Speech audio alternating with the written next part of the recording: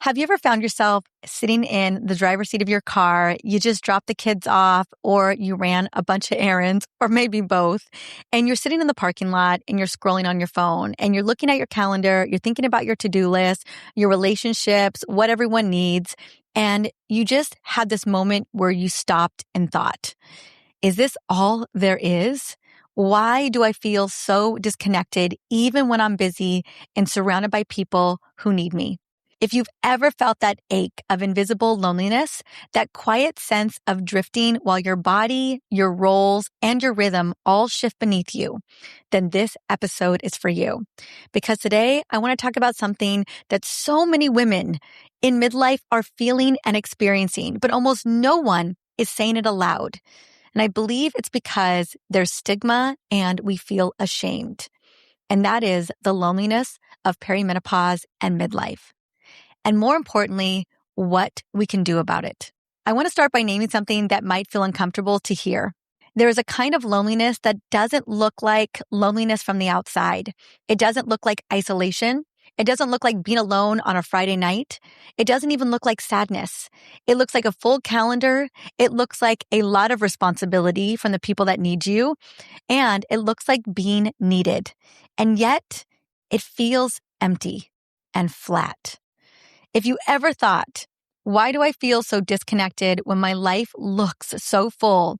It may be because your inner world has changed and shifted faster than your outer support. You know, a few months ago, I was doing a solo walk and talk, meaning I was walking by myself, but I was on the phone with one of my dearest friends. And we were having this wonderful 30-minute conversation before I needed to go pick up Kingston from school. And this was my friend Roxy. She and I have both been on each other's podcast. She is such a vibe. She's got incredible energy. And we were laughing about cycle changes and progesterone and just all the things that come up during perimenopause, especially with how disciplined we are.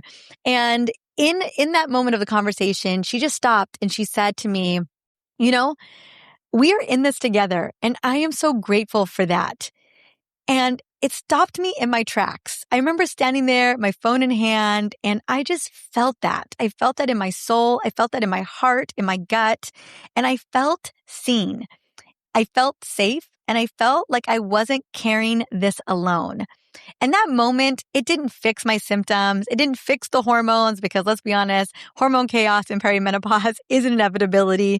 And it didn't solve any of my to-do lists, but it reminded my nervous system of something essential, that I am not here doing this alone. And that matters more than we've been taught to believe. Loneliness sneaks into midlife for reasons we rarely talk about. There is a quiet grief in midlife that we don't have language for. We grieve the body that used to feel predictable, right? In terms of our workout recovery, in terms of, body composition, in terms of our brain just working the way that we have always expected it to work. We grieve the friendships that once felt effortless.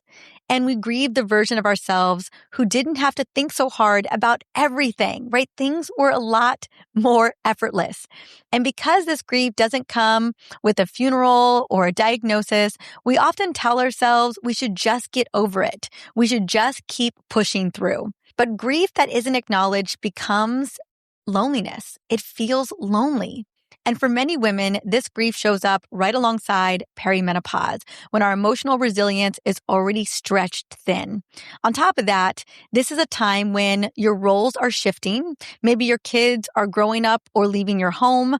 Maybe you're caring for aging parents. Maybe you're redefining your career, your relationship, your partnership, and your sense of identity. Man, that's a lot. Your body is shifting, hormones are recalibrating, sleep is getting harder, your tolerance for surface level relationships, man, that's disappearing, right? That's going away. And it often feels like no one warned you, just like the rest of perimenopause and midlife. Like, why weren't we given a little instruction guide? That would have been really nice. And so it can feel very isolating when you're experiencing symptoms that you were not prepared for, when you're experiencing an identity shift that, again, kind of felt like it came out of left field, when you're moving through life in a fog and wondering where the old you went, that's not just sadness or even not just something to brush off, right? It can be dangerous. We now know that social isolation and loneliness is as damaging to our health as smoking 15 cigarettes a day. And I go deeper into the research in the book, The Perimenopause Revolution, because I have a full chapter on this topic. When I was kind of working out the non-negotiable pillars, when I looked at longevity and health span for us as women, not living longer, but living a more healthful life, the biggest predictor of a more healthful life was the relationships that we had, was that feeling that we were in it together, that we were not navigating this journey alone. And this is friendships, not necessarily our nuclear family. And so this is why it becomes dangerous. Loneliness can increase the risk of heart disease, stroke, dementia, anxiety, depression, and yes, more severe perimenopausal symptoms. Because often when we feel lonely, it is a stressor on our system. And we know that when our system, our body is under a lot of stress, especially that chronic stress, it tends to exacerbate our symptoms. We feel more pain. We feel more inflamed. We have more cravings, more mood changes, more neurological shifts and changes. It just feels heavier. I would say that's the best word to describe it. It feels heavy. I met a woman named Tina at a wellness conference that I was speaking at last year, talking specifically about the book. And she came to me and I could just tell, I could feel the heaviness. You ever have a friend or someone you meet and it just, you can feel that energy shift. And she shared, this isn't exactly verbatim, but basically, I remember her telling me, she said, it's like my world shrank when I started struggling with my symptoms. There was a crushing loneliness, an unbearable feeling of worthlessness, and of doing all the things for others while having no sense of self. She was buried in the needs of everybody else. It felt like she didn't even recognize herself anymore. And she said, I desperately want to explain my perimenopausal symptoms to others, but I deeply struggle being able to convey it because I don't think they're going to understand. Instead, I just push forward and it feels so empty and alone. And when I heard her share this with me, when I was standing with her, I was like, ooh, it felt like a gut punch. And the reason why it felt like a gut punch is because I knew exactly what she was talking about. Like I had known that feeling. And if you've ever felt that way, I'm telling you, I get it. And I just want you to know, because I feel like there was a moment in time in my life where I needed to hear this, but that you don't have to go it alone. What Tina is describing is the burden of carrying the mental and physical load without an outlet to safely feel supported. It's disconnection layered on top of hormonal vulnerability. That's why this time really is a zone of vulnerability. I know I talk about that zone of vulnerability being the neurological transition or the metabolic transition or the increase in inflammation. But also when I'm talking about that vulnerability, it's the loneliness. It's the disconnectedness. It is the feeling that you're not safe and you don't have someone that you can rely on. Here's something that I want you to hear clearly. Perimenopause does not cause loneliness. Silence does. Silence with our friends, silence with our family, silence with our partner, silence with our doctor. When we don't talk about what we're experiencing, we start to believe that we're the only ones, and that belief is dangerous. And I've even seen this in myself. When I'm in the middle of a migraine, and this was more so a few years ago, when my brain feels scrambled and I am in so much pain, it feels like my head's going to explode. And there are moments where I can't even form a sentence because it just all feels garbled. I pull away, not because I don't want support, but because it feels too exhausting to explain. And I know so many of you listening. I know when you're listening, it often can feel that way with anxiety, brain fog, mood swings, sleep deprivation, low energy. It could even be pain and migraines. I know so many of my women who listen to me struggle with migraines too. Symptoms isolate us before we even realize it's happening. And over time, that isolation turns into a story. That story is, no one really understands what I'm going through. No one gets it. And I'm just going to have to do this alone. Like, I don't know if that's been a belief of yours. I know it's been a belief of mine where I'm just like, I just have to go this alone. And man, let me tell you, that doesn't serve us at all. Like, it doesn't get us where we want to go. So here's the reframe I want to offer you today.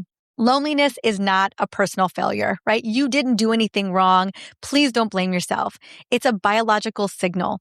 Just like hunger tells you to eat, loneliness tells you to connect. Ignoring it doesn't make it go away. It makes it louder. It makes it inescapable. This season isn't asking you to toughen up. It isn't asking you to push through. It's asking you to reach outwards instead of inward. It's asking you to find safety with connection, with your soul sisterhood.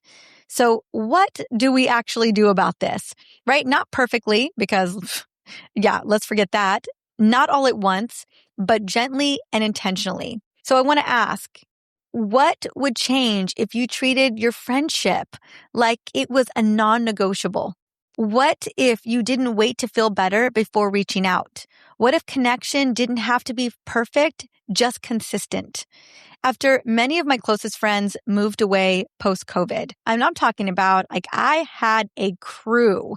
We called ourselves the Wolf Pack. It was 6 of us and we were together. We were inseparable during the shutdown. And then after everything kind of opened up, every single one of those friends moved, not all at once, but within like a year to a year and a half. I actually have a couple of those friends coming into town this weekend, and I'm so excited to get to see them.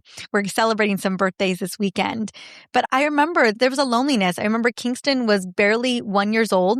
At that point, pretty much everyone had moved away by the time he was 1.5. And there was a moment where I felt like I was licking my wounds. And although those friends are still such deep friends of mine, and I talk to them and text them at least every other week or maybe monthly, I remember having this moment where I was like, I got to rebuild my community in midlife literally from scratch. Like if I want to spend time with women in real life right now, I got to start over. And it wasn't easy. And I grieved what I lost. And yet, let me tell you, being stuck just in the grieving process wasn't moving me forward. It wasn't getting me new friends.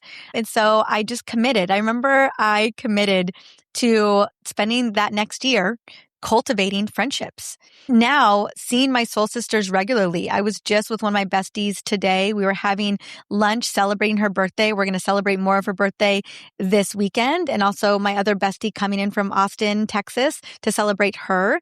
And seeing my soul sisters regularly. I'm talking voice messages, walks, coffee, getting on the phone together, sending text messages, even being in DMs. Like I have all these different ways that I'm always connecting with friends, just letting them know that I'm thinking about them, that they are on my radar, that they are in my heart.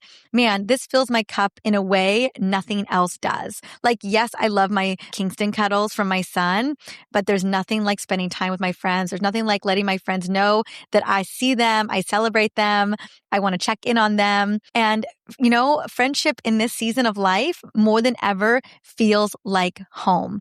It feels like a homecoming. And I don't know if there's anything, if I could double down on something, it is more time with my friends. And this brings me to why I want to zoom out before we close, because everything we talked about today points to one deeper truth. Loneliness in midlife isn't about missing people.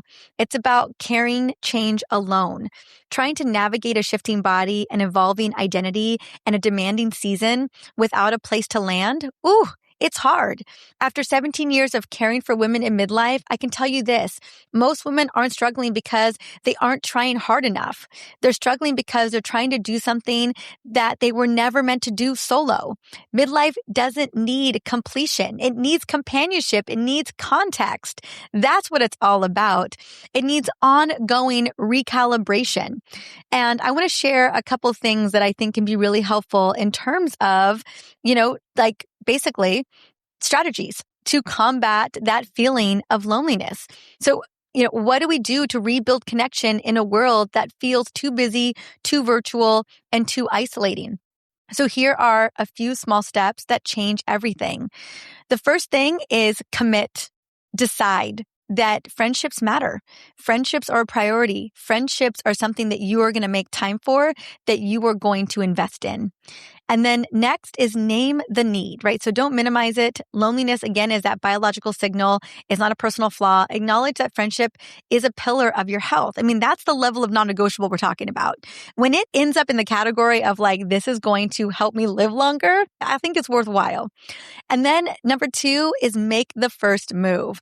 Yeah, I am a big proponent of courting new friends. I'm always kind of courting somebody. I'm bringing them little gifts. I'm bringing them coffee. I'm bringing them a cookie or a gluten-free cookie from my favorite place. I am following up. I'm checking in. Text the woman you've been thinking about. Ask her to lunch. Show up at that class or that circle, even if it feels awkward. Take that next step. Schedule that next thing. Follow up and continue doing that. Let's be honest. In this season of life, friendship is not easy to cultivate. Like you got to put in work. But hey, so is building muscle, and so is maintaining good blood sugar, and so is having a sleep routine. Like, you know what? We're in the season of being intentional and doing hard things that are going to move us forward and support us. And let me tell you, of all of those things, I love my sleep. I love balancing my blood sugar. I love movement. But I will tell you the biggest needle mover for feeling more like yourself, feeling more present, feeling more joyful, feeling more gratitude is the friendship. So that is worthwhile. I know it's not easy, but I'm telling you, it is worthwhile. The juice is worth the squeeze here. I would much rather you be focusing on finding some friends and connecting with them or re-establishing friendships that may have just gone to the wayside than you even taking that extra walk in the daytime, right? Next is be brave enough to be real. Say, me too. Share the hard stuff. We bond over shared truth, not shared perfection. You know what? Share all of you. This is the time of our lives where we get to be authentic. And this is how we really find our people, our real people, people that we can feel safe with, that we can be goofy with, that we can be our full selves with. And these are the women that hold space for us. Next, schedule soul sister time. Just like you are scheduling all the other things that are going on, put connection in your calendar, just like a doctor's appointment, because it is essential. Tomorrow, I've got literally calendar invites for birthday party, friendship, celebration. Also on Saturday afternoon. I mean, it is literally blocked in my calendar. I coordinated nannies and my partner to take care of my son. It's all done. I'm good to go because I'm going to carve out that time. Same thing with the lunch date today as well. It was a 2-hour, I carved out that time to spend time with my friend Samantha. And the next, join a community that gets it. A safe space where you don't have to explain your symptoms because every woman already understands. They already get it. They get what you're going through. And those are the things that I recommend to kind of get started. And lastly, the last little tidbit I want to offer is if there is a friend that you haven't reached out to in a while, maybe it's been a year, maybe it's been months, maybe it's even been a couple of years. And, maybe they moved away or you moved away or kids went to a different school or whatever that may be. I mean, life is lifing. I get it.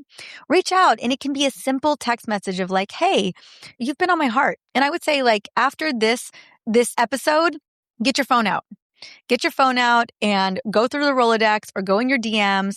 Who is somebody you've been thinking about? Who is someone that you've been wanting to reach out to? You just haven't done it for whatever reason. Get your phone out, text them and say, hey, you've been on my heart. I've been thinking about you and I would love to know what's going on with you. I'd love to get an update because I miss you. And then send that message and see what happens. I will tell you, more likely than not, they're going to reach back out and schedule that call. Or if they're local, schedule that coffee date. Just make it happen. I promise you, my mama always says, you don't get if you don't ask. And so, if you don't take that step, you'll never know. You could reopen a beautiful relationship that could be, a bestie, a soul sister. So that's what I wanted to share with you. I wanted to share what was possible as you navigate this chapter because you deserve to be surrounded in community. And it's not that hard, right? We just have to decide that it's worth it and then let's do it.